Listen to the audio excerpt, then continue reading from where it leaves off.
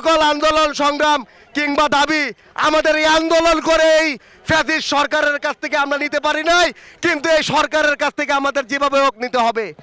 সংগ্রামী সাথী ও বন্ধুরা, কোনো বৈষম্য চলবে না, বৈষম্যবিহীনভাবে আমাদের ঐক্য করে তুলতে হবে।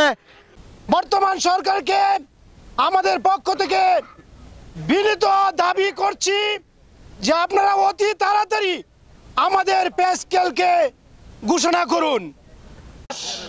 11 বছর যাবত কোনো পে স্কেল ঘোষণা হয়নি। এই 10-11 বছর যাবত এই বাংলাদেশের বাজার দর কতবার বেড়েছে।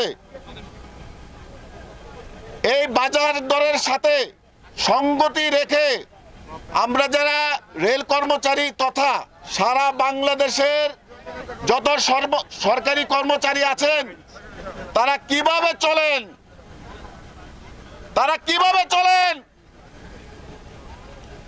বর্তমান সরকারের কাছে আমার প্রশ্ন যে আপনারা পে কমিশন গঠন করেছেন, সমস্ত কর্মকর্তা কর্মচারী বৃন্দ আশ্বস্ত হয়েছে পে কমিশন 6 মাস তারা এই সুপারিশ জমা দিবে এবং বর্তমান সরকার পে স্কেলের ঘোষণা করবে।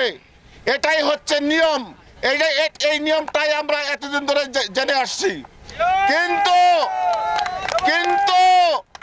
কেন এই পে স্কেল বাস্তবায়নের ব্যাপারে তালবাহানা চলছে? এই জিনিসটা এই ব্যাপারটা আমাদের বোধগম্য নয়। কেন গঠন করলেন?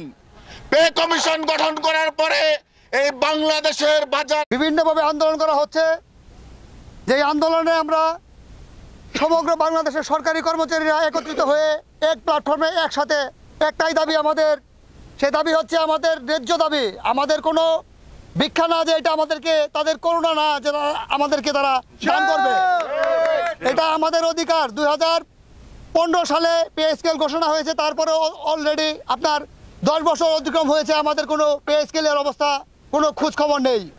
আর বাজারের যে অবস্থা, আমরা যে নিম্ন বেতনের চাকরিজীবী, আমাদের অবস্থা খুবই করুণ। মাসের অর্ধেক সময় আমাদের বেতনে আমাদের সংসার চলে না।